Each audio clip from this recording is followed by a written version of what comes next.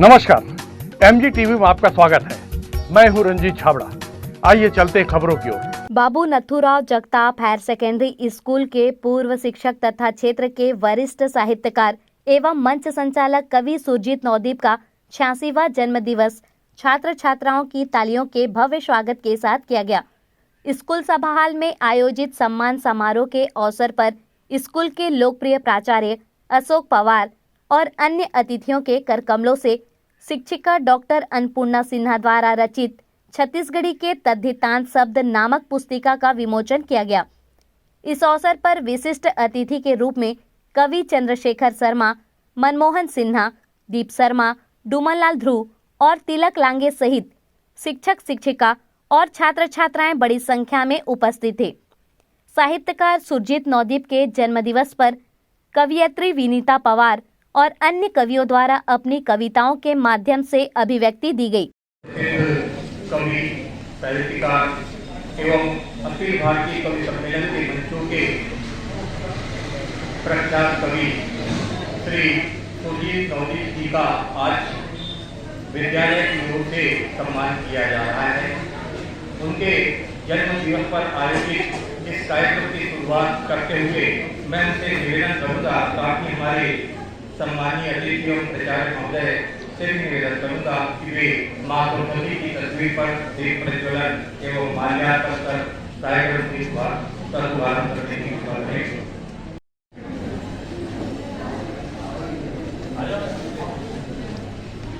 अभी के गुण जो उनमें है वो सभी को वो सिखाते हैं।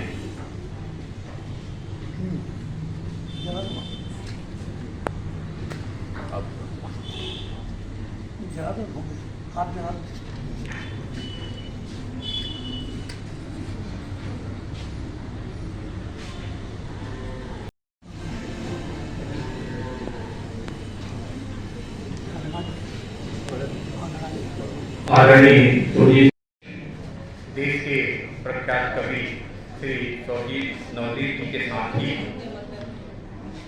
श्री रंजीत छाबड़ा जी उपस्थित हैं, जो नगर के वरिष्ठ कवि हैं और वर्तमान में प्रिंट मीडिया के साथ ही इलेक्ट्रॉनिक मीडिया से भी जुड़े हुए हैं और वर्तमान में इलेक्ट्रॉनिक मीडिया के अध्यक्ष बने हुए हैं। साथ ही बहुत बढ़िया कवि भी हैं। उनके साथ बहुत सारे मंचों को साझा करने का अवसर मुझे मिला है। वे हैं आज हमारे बीच खास करके बढ़िया कवि श्री तिलक लांगे जी हैं, जो प्रखर समाचार के साहित्यिक अंक सप्तरंग को देखते हैं। इसके साथ ही हमारे बीच छत्तीसगढ़ी के बहुत बढ़िया कवि जोड़की निवासी श्री मनमोहन सिन्हा जी हैं, जिनसे आज हम यहाँ काव्य पाठ सुनेंगे।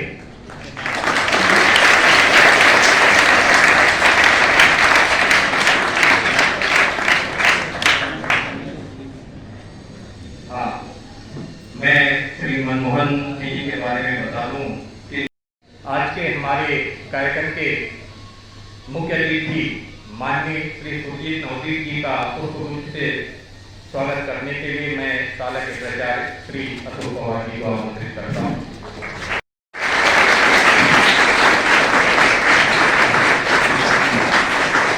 पुष्प रूप से स्वागत करेंगी पवार मैडम, उन्हें मैं आमंत्रित करता हूँ। जगताप मैडम, उन्हें मैं आमंत्रित करता हूँ। स्वागत करने के लिए मैं आमंत्रित करता हूँ श्री हरीश सिन्हा जी को। माननीय श्री सुरजीत नवदीप जी का सम्मान किया जा रहा है। आज उनकी 86वीं जन्मतिथि है। सर, विद्यालय परिवार उन्हें जन्मदिन की बधाई देता है, दीर्घायु की कामना करते हैं और मैं इसी के साथ ही शाला के प्राचार्य श्री अशोक पवार जी से निवेदन करूंगा कि वे आदरणीय श्री सुरजीत नवदीप जी का साल श्रीफल से सम्मान करें।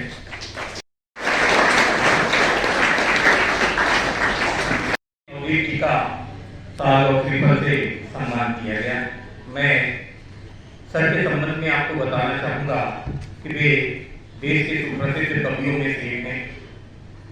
देश के कवि के साथ साथ वे साहित्यकार और अखिल भारतीय कवि सम्मेलनों के कुशल मंच संचालक भी हैं।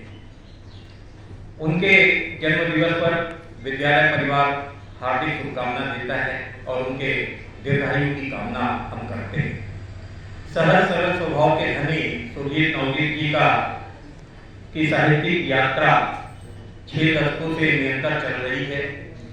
हिंदी साहित्य में उनका उल्लेखनीय योगदान है। उन्होंने लाजवंती का पौधा नामक उपन्यास लिखा है। साथ ही 7 काव्य संग्रह भी उनके प्रकाशित हुए हैं, जिसमें कुर्सी के चक्कर में, शब्दों का अलाव, आंसू हंसते हैं, रावण कब मरेगा, बुढ़ापा जिंदाबाद, ये प्रमुख है। अपनी रचनाओं में उन्होंने अपने शाब्दिक बाणों से विसंगतियों पर चोट की है और स्वस्थ समाज की रचना में अपना निश्चल योगदान उन्होंने दिया है। उनके इस साहित्यिक योगदान के लिए देश की विभिन्न संस्थाओं के द्वारा उनको पुरस्कृत और सम्मानित भी किया गया है। वे अखिल भारतीय कवि सम्मेलनों के कुशल मंच संचालक के रूप में भी ख्याति उन्होंने प्राप्त की है। देश के सभी नामी गिरामी कवियों ने उनके साहित्य में काव्य पाठ किया है। उनके संचालन में काव्य पाठ उनके द्वारा किया गया है। मुझे भी उनके साथ देश के विभिन्न भागों में काव्य पाठ करने का अवसर मिला है। न केवल धमतरी बल्कि छत्तीसगढ़ के तमाम शहरों में, बिहार, उड़ीसा, झारखंड, कलकत्ता, दिल्ली, मुंबई, यहाँ तक कि कर्नाटक के बेंगलुरु, भद्रावती, शिवमोगा जैसे स्थानों पर हमने काव्य पाठ किया है। यह उनके सानिध्य से ही संभव हो पाया। इसके लिए मैं व्यक्तिगत रूप से उनके प्रति अपना आभार व्यक्त करता हूँ और पुनः उन्हें अपने परिवार की ओर से जन्मदिन की बधाई देता हूँ, शुभकामनाएं देता हूँ और उनके दीर्घायु की कामना करता हूँ। विमोचन का आज विद्यालय की शिक्षिका डॉक्टर अन्नपूर्णा सिन्हा की छत्तीसगढ़ी किताब का विमोचन सर के हाथों होना है। मैं सिन्हा मैडम को आमंत्रित करूंगा कि वे अपनी किताबें लेकर आए। और इसमें भी आदरणीय सुरजीत सर का विशेष योगदान रहा है। सुरजीत सर जब छत्तीसगढ़ राजभाषा आयोग के सदस्य थे तब उन्होंने इस किताब के प्रकाशन की अनुशंसा की थी।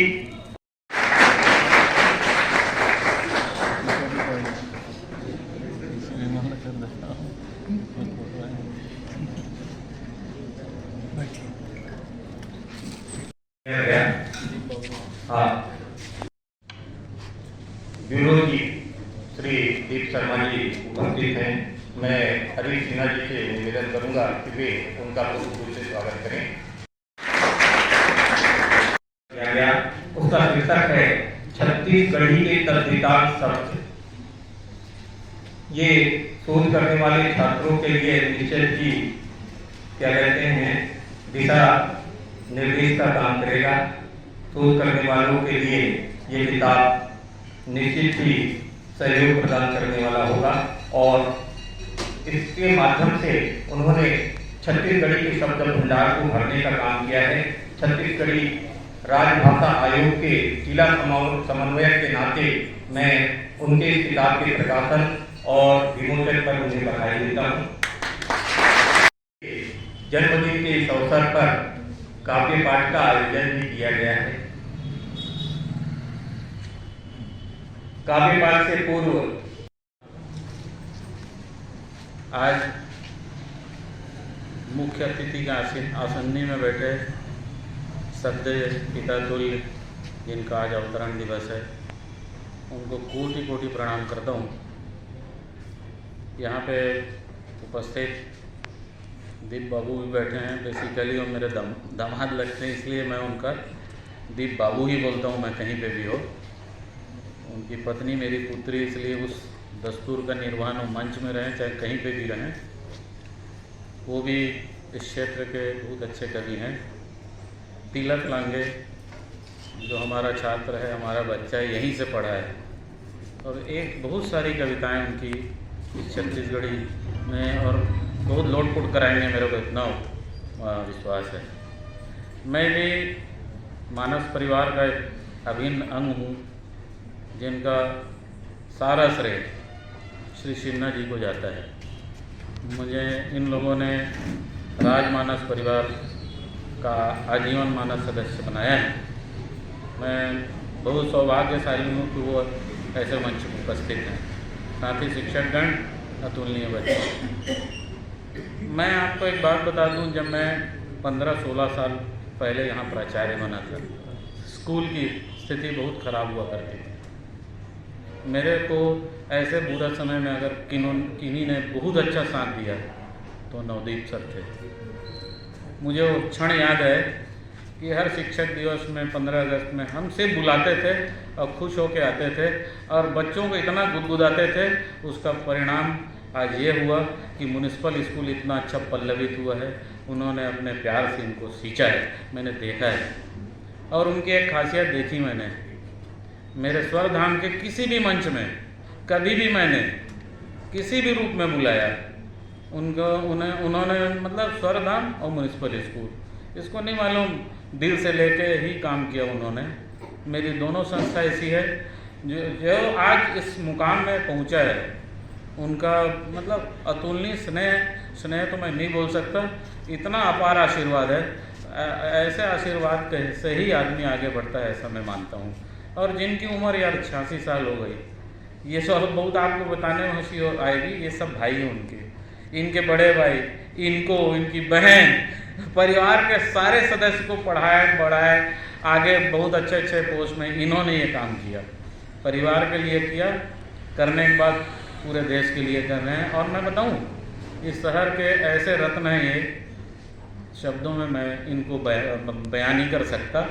इनके बारे में सिर्फ इतना कह सकता हूँ, ये जितना पॉजिटिव सोच रखते हैं वैसे हर कोई के मन में आ जाए ना, तो शहर में ऐसी एक से एक नामचीन व्यक्ति पैदा हो सकते हैं, जो शहर क्या पूरा देश क्या धमतरी का नाम रोशन करेंगे। और मैं एक बात कहना चाहूँगा, बच्चे, मैं अपनी वाणी पर विराम देने के पहले यही कहना चाहता हूँ कि जो भी कहेंगे उसको दिल से लेना है आपको, क्योंकि ऐसे लोग जब बोल जाते हैं ना, तो उनकी बोल में आपको कुछ करने की क्षमता आपके में पैदा होनी चाहिए। यही कहते हुए अपनी वाणी से विराम देता हूँ। धन्यवाद। हमने विद्यालय में रखा है और इस काव्य मूर्ति की शुरुआत हम छत्तीसगढ़ी गीत से करने जा रहे हैं। एक आह्वान की हम सुनेंगे श्री मनमोहन सिन्हा जी से। गुरुमूर्ति गति चंद्रमा की सेवक नैन चकोर, अष्टपहर निरखत रहूं गुरुचरणन की ओर, गुरुचरणन की ओर। गांव के तीर जंगल झाड़ी, गांव के तीर जंगल झाड़ी, सरन सरन नदिया बहाते मोर गाँव चिराई मन रामायण गीता गाथे मोर गाँव। जंगल झाड़ी, गाँव के भीतर जंगल झाड़ी, सन सन नदिया बहाते मोर गाँव।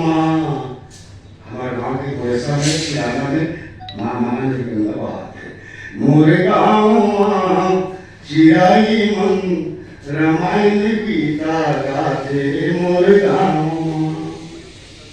कुकड़ा पासत बेरुवत खेत डारे जाते संगी, खेत डहर जाती कुकरा बासक बेरुअत खेत डहर जाती संगी खेत डहर जाती जान रामा बूता करके पसीना बहाते रे भैया पसीना बहाते जान रामा बूता करके पसीना बहाते संगी पसीना बहाते मेहनत करके हो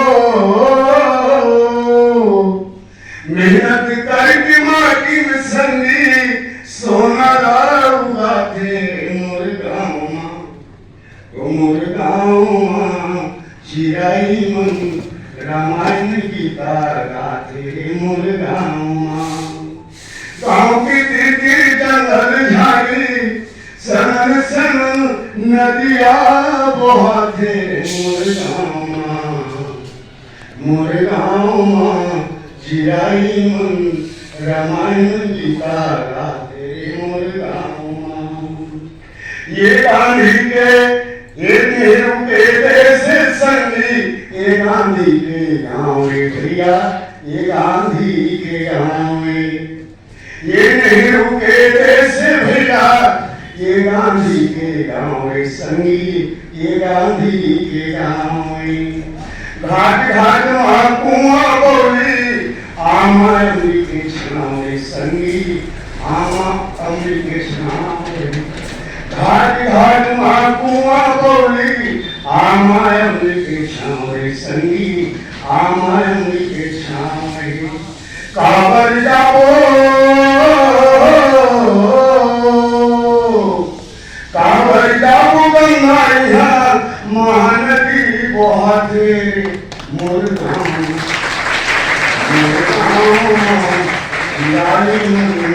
रामायण गीता गाते मोर गाँव को काव्य पाठ के लिए आमंत्रित कर रहा हूँ।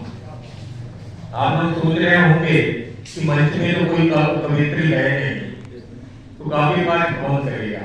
हमारे बीच श्रीमती विनीता पवार जी हैं, जो जिनकी कविताएं विभिन्न पत्र पत्रिकाओं में प्रकाशित होती रहती हैं। मैं उन्हें आज काव्य पाठ के लिए सादर आमंत्रित करता हूँ। श्रीमती विनीता पवार मिला है जिसके कारण मैं आज इस मुकाम पर पहुंची। आज जो काशी बरसता है उनको देखने पर उनकी आंखों से प्रेम टपकता है। वो हिंदी साहित्य जगत के शिरोमणि, छत्तीसगढ़ के नहीं पूरे देश के। और मैं सौभाग्यशाली हूँ कि मैं ऐसे गुरुदेव के मार्गदर्शन में मैंने हिंदी विषय पढ़ा है। और आज मेरी हिंदी जो है मंच पे मेरा जो संचालन है ये सब उन्हीं की कृपा है। मैं हिंदी में ही 2 शब्द बोलना चाहती हूँ। 16 श्रृंगार से, क्योंकि सर को 16 श्रृंगार में सजी स्त्री बहुत अच्छी लगती है।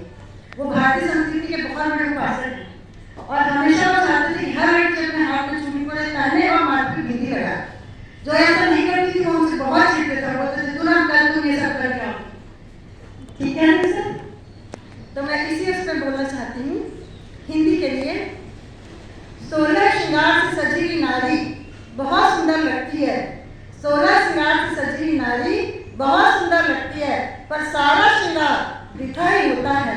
पर सारा श्रृंगार वृथा ही होता है, या यूं कहें सुना ही होता है, जब तक माथे पर ना हो बिंदी, जब तक माथे पर ना हो बिंदी। ठीक वैसे ही इतिहास में, हिंदुस्तान के इतिहास में साहित्य जगत का श्रृंगार, साहित्य जगत का आधार, साहित्य जगत का अलंकार यदि कुछ है तो वो केवल हमारी मातृभाषा हिंदी हिंदी हिंदी। हिंदी पर काव्य पाठ किया गया और अब मैं जिस कवि को आमंत्रित कर रहा हूँ निश्चित ही वो आपको हंसाएगा, गाएगा, हास्य का बहुत बढ़िया कवि है, उसको आमंत्रित करूँ। इससे पहले मैं आपको बताना चाहूँगा कि विद्यालय में, हमारी विद्यालय में वार्षिकोत्सव का कार्यक्रम आयोजित था। उसके मुख्य अतिथि के शिक्षा मंत्री उस समय के श्री सत्यनारायण शर्मा जी और अध्यक्षता कर रहे थे श्री वीरेश पांडे जी। उनके बीच में शिक्षा नीति को लेकर जो चर्चा हुई उसको मैंने 4 पंक्तियों में लिखने की कोशिश की, आप लोगों को समर्पित कर रहा हूँ और इन पंक्तियों के द्वारा ही मैं आज के उस कवि को आमंत्रित कर रहा हूँ कि लोग कहते शिक्षा महंगी, लोग कहते शिक्षा महंगी, मैं कहता क्या सस्ता है, मैं कहता क्या सस्ता है, जितने वजन का बच्चा नहीं उतने वजन का बच्चा है।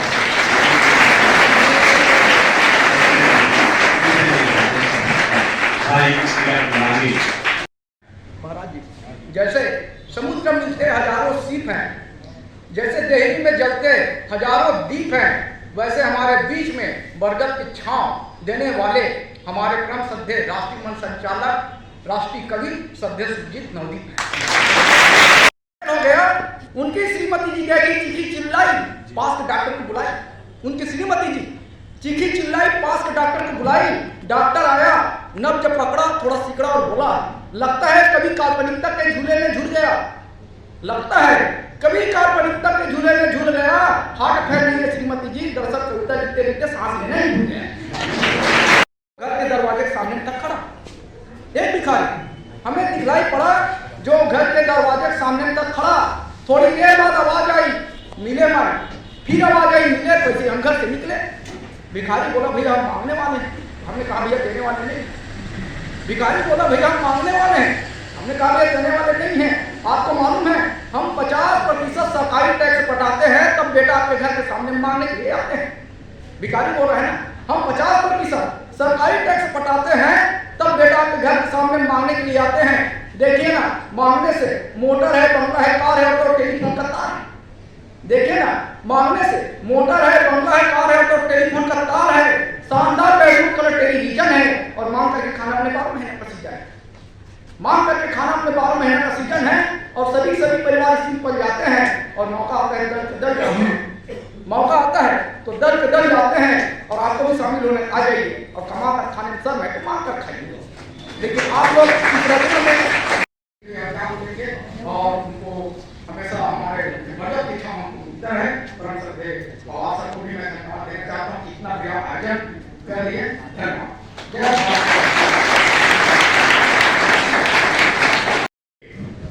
आमंत्रित करता हूँ श्री दीप शर्मा जी को।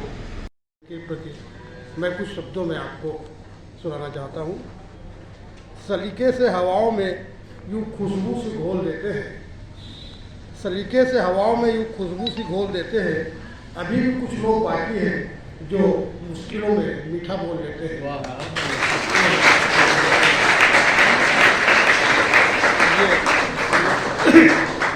मैं कुछ अपने शब्दों में सुरजीत सर को बधाई देना चाहता हूँ। बस सर एक बधाई करते हुए बोल देता हूँ, है ना, बधाई करते ही बोल देता हूँ अपने पास। जी।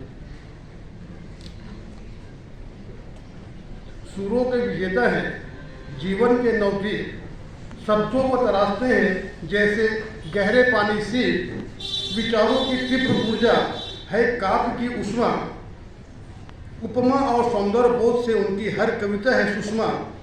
दीर्घ अनुभव के साथ वे गूंथते हैं हर शब्दों को, दीर्घ अनुभव के साथ वे गूंथते हैं हर शब्दों को, दे देते हैं नए मायने वे संबंधों के हर अर्थों को। चेहरे पर खिलती है मुस्कान जैसे खुशियाँ थाल सजा कर आई हो। काव्य के गहरे साधक सुरजीत सर को जन्मदिन की बहुत बहुत बधाई। थोड़ा सम्मान से फेंकना, क्योंकि मेरी बेटी 3 दिनों से भूखी है। मेरी बेटी 3 दिनों से होती और हमें उसकी पहचान होती। खरीद लेता सारी खुशियाँ बेटी के लिए, भले उसकी कीमत मेरी जान होती, भले उसकी कीमत। विमोचन समारोह के बाद विचार व्यक्त करने के लिए श्री अशोक पवार जी को आमंत्रित करता हूँ। आज का दिन यहाँ की हिंदी की व्याख्याता डॉक्टर अन्नपूर्णा सिन्हा जी, जिनका पुस्तक का विमोचन हुआ, साला परिवार के लिए अतुलनीय अतुलनीय बात है। और ये बच्चों को एक मोटिवेशन के लिए उनका हमेशा मार्गदर्शन लेना चाहिए, है ना। तो मैं आज बच्चों को एक अनुरोध करूंगा कि उनके लिए एक ज़बरदस्त ताली हो जाए।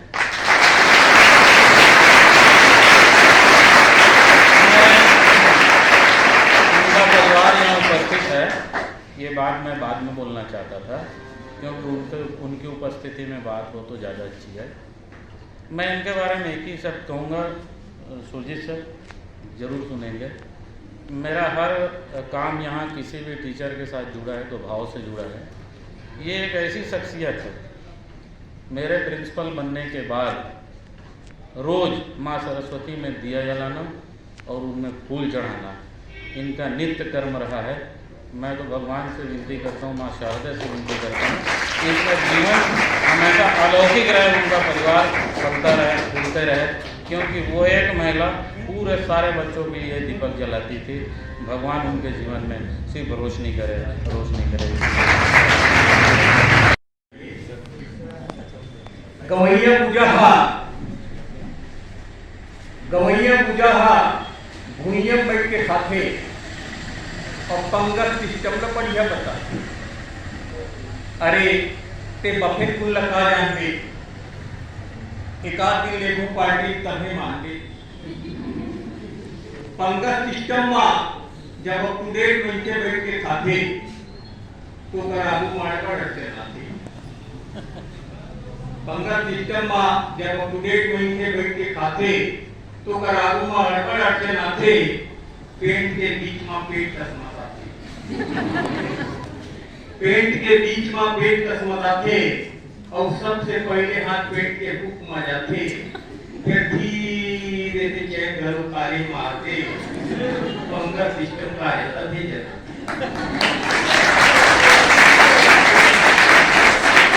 पंगत सिस्टम में भूखमरत पहचान अलग हो जाती। पंगत सिस्टम में भूखमरत पहचान अलग हो जाते। कौन करना खाते सब जान जाते। एक आदमी एक लाडू पंगत सिस्टम में तय कर देते हैं कि एक व्यक्ति को एक ही लड्डू देना है। एक आदमी एक लाडू बता दूसरा कैसे खाते झाड़ू और खाए के कतनो मन हो। एक आदमी एक लाडू बता दूसरा कैसे खावे झाड़ू और खाए के कतनो मन हो ते बुला लाडू वाला नहीं आए तो पास। दूसरा लाडू खाए के पूरा नहीं हो तो रास। तड़पड़ खाए के परीक्षण दबा सुहारी का चैतब ले चबा। दाल वाला गुलाबे साग वाला ही, दाल वाला गुलाबे साग वाला ही और जे चीज नहीं खाओ करके वो भी के गाई।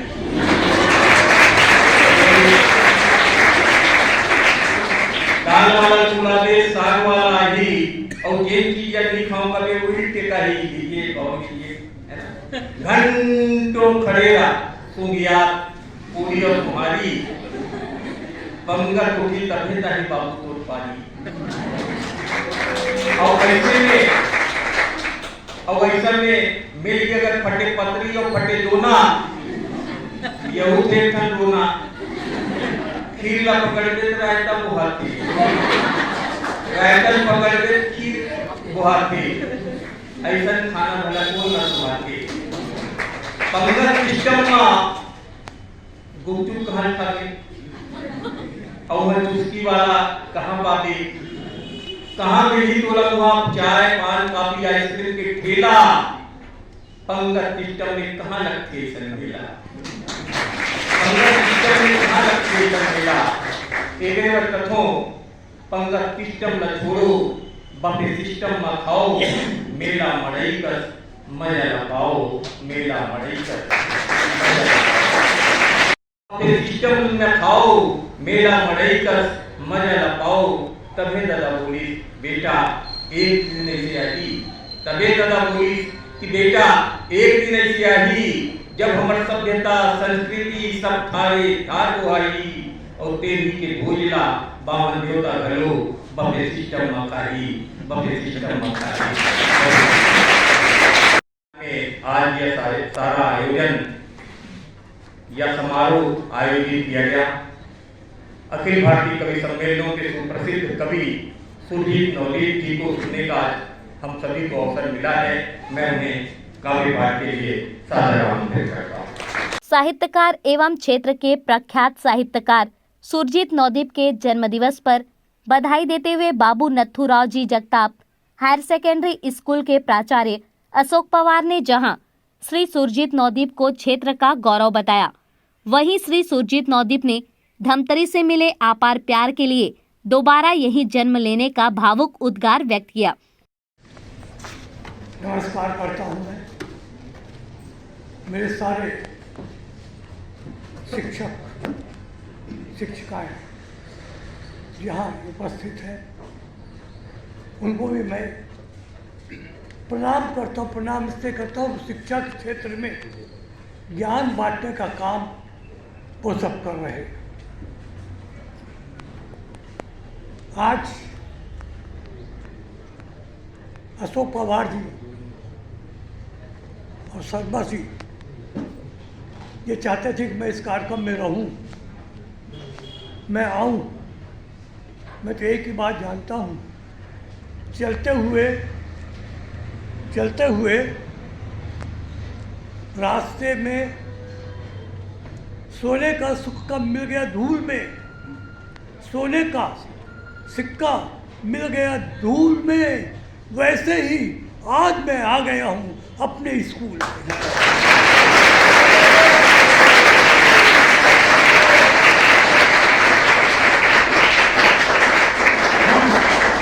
मैं यहाँ पर सन 64 तक नौकरी किया।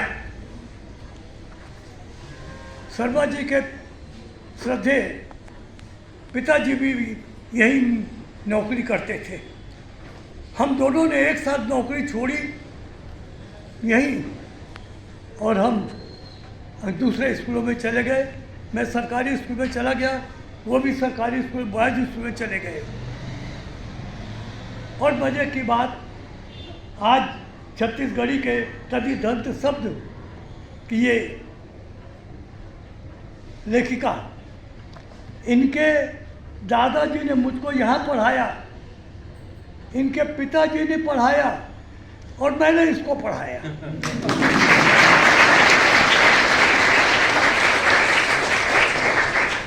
और पढ़ाया तो ऐसा पढ़ाया कि ये छत्तीसगढ़ी के तदिदंत शब्द आपके सामने आ गए। जिनको पीएचडी करनी होगी उनको ये पुस्तक की आवश्यकता पड़ेगी। मैं तो मिलते हैं मुझको उप कुलपति महोदय यूनिवर्सिटी के कार्यक्रमों में, उनसे कहूँगा कि ये पुस्तक आप मंगवा लीजिए यूनिवर्सिटी में, ताकि लोग पढ़ें और इसका लाभ उठा सकें। मैं अन्नपूर्णा सिन्हा जी को और सिन्हा जी को बहुत बहुत बधाई देता हूँ, क्योंकि मेरे समय में मैं जब वहाँ था छत्तीसगढ़ी राजभाषा आयोग में सरकार में था, तब इनसे भेंट कम हुई। जब मैं वहाँ से अलग हो गया तब ये लोग आए और इसके लिए कोशिश की गई और पुस्तक ये छप के आ गई। बधाई देता हूँ, बहुत बड़ा काम आपने किया है। आपको अभी नहीं मालूम हो रहा है, जब दूसरे यूनिवर्सिटी वाले भी इसका उपयोग करेंगे, जब मैं उनसे मिलूँगा बात करूँगा, तब आपको मालूम होगा कि आपने कितना महत्वपूर्ण काम छत्तीसगढ़ में रहकर, वो भी धमतरी में रहकर किया है। तब अनुभव होगा कि छोटी मोटी लेखिका नहीं है आप, आपने बहुत बड़ा काम किया। मैं फिर से बधाई देता हूँ।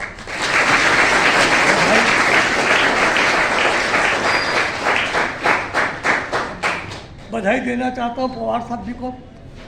इनके पहले जो प्राचार्य थे मिस्टर के.ई.डी. बेडगे, श्री गुप्ता जी, और उसके बाद जब ये पवार साहब आए तो स्कूल की हालत जो थी वो मैं जानता हूँ। हर नाव इधर से उधर लहरा रही थी, तब इन्होंने उस नाव को एक दिशा दी और ये सिद्ध किया कि अगर अनुशासन बना रहे और मन में इच्छा हो जाए तो समय परीक्षा लेता है, और मैं परीक्षा दूंगा, और उस परीक्षा में ये सफल हो गए। आज धमतरी भर में पूरे पालकों के बीच में इनकी चर्चा होती रहती है। इसके बाद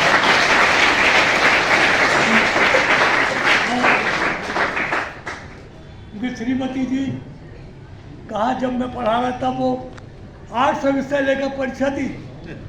बाद में जब वो पास हो गई तो इनका मन हो गया नहीं मुझको साइंस में पढ़ना चाहिए। तीनों ने साइंस में फिर वहाँ पर काम किया और उसके बाद इन्होंने परीक्षा साइंस में देकर पास की और आज ये यहाँ पर लेक्चरर है। मैं बधाई देता हूँ पूरे परिवार को।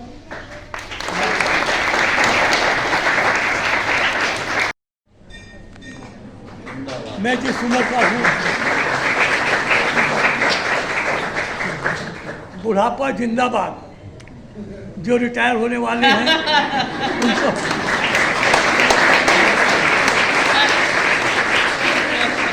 और ये किताब ये भी आई है शब्दों का अलाव।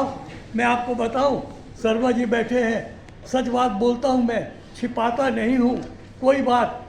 ये शिक्षक ये पुस्तक का नाम देने का जब सवाल आया तो हम लोग बैठे बातचीत कर रहे थे तो शर्मा जी कहने लगे सर ऐसा करो ना, इस पुस्तक का नाम शब्दों का अलाव दे दो। मैंने कहा हाँ, अच्छी बात थी, ये पुस्तक छप गई। शर्मा जी बधाई देता हूँ आपको भी, एक अच्छी सलाह के लिए। ये दोनों किताब मुझे तो इन्होंने साल भेंट कर दी। मैं ओढ़ूंगा जब ठंड लगेगी तब, और जब नहीं लगेगी तब पेटी में रखूँगा, और जब पेटी नहीं होगी दूसरे घर से मांगूंगा, और दूसरे घर में नहीं मिली तो तीसरे घर से उठा के ले आऊँगा। और ये दोनों पुस्तकें मैं श्रद्धेय और आदरणीय सम्माननीय पवार जी को भेंट कर रहा हूँ।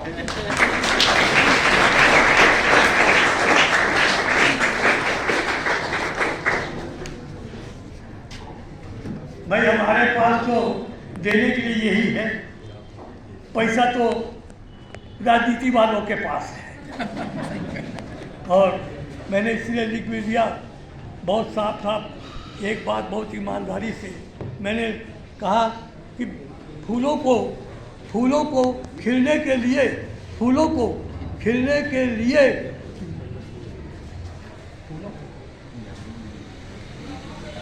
ये वाले आपका कुछ नहीं बिगाड़ सकते, ऊपर वाले की मेहरबानी।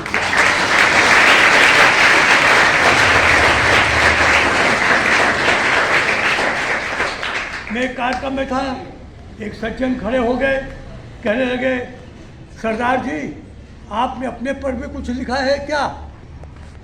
मैंने कहा लिखा हूँ, तलवार को म्यान की जरूरत थी, तलवार को म्यान की जरूरत थी, और डोली को कार की जरूरत थी, और इस कार्यक्रम को सजाने के लिए मेरे जैसे सरदार की जरूरत थी।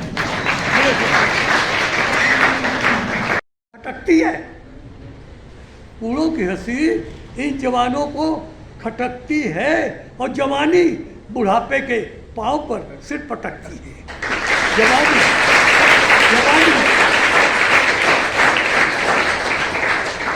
और अब सुनना, जवानी बुढ़ापे के पांव पर सिर पटकती है। अरे ओ जवानों, अपनी जवानी पर घमंड मत करो, ओ जवानों अपनी जवानी पर घमंड मत करो, बुढ़ापे की तलवार सबके सिर पे लटकती है।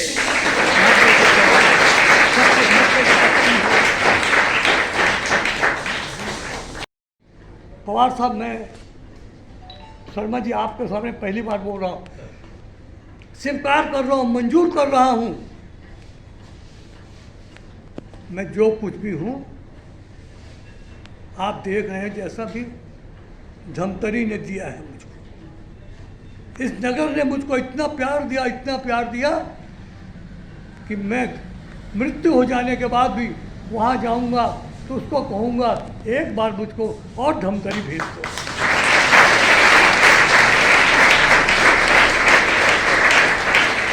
क्योंकि आदमी प्यार से मजबूर न होने पाए, आदमी प्यार से मजबूर न होने पाए, अपनी इंसानियत से दूर न होने पाए, और जख्म मजहब का हो रहा है फिर से हरा चीर दो ताकि नासूर ना होने पाए। आदमी प्यार से मजबूर न पाए। और वो मैडम जी बैठी, चौराहे पर खड़ा हुआ एक आदमी मेरे से पूछा, मैं निकल रहा था। सरदार जी कहाँ जा रहे हो? मैं कहा मैं तो बिजली ऑफिस जाऊंगा। आप?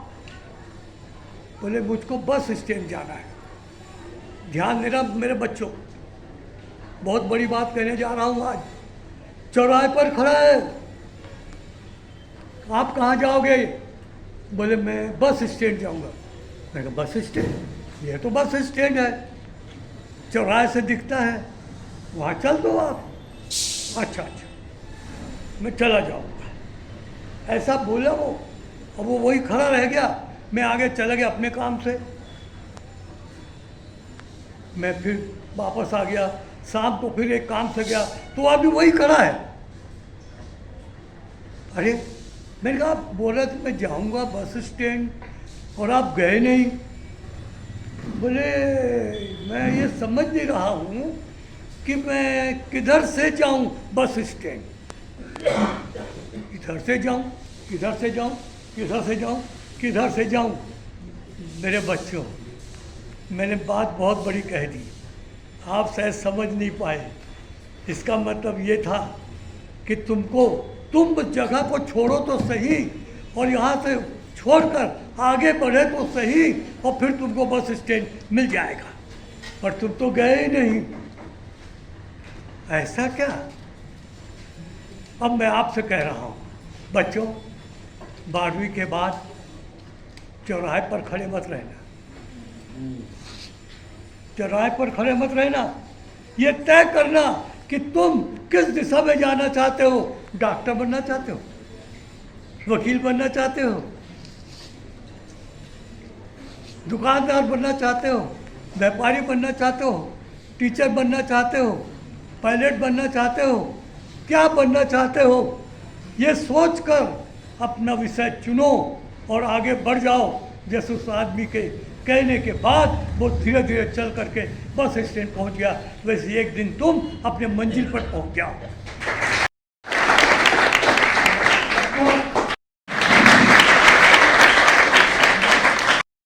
आज 66वां जन्मदिन है। इस 66वें जन्मदिन के अवसर पर मैं कोटिसा प्रणाम करता हूँ।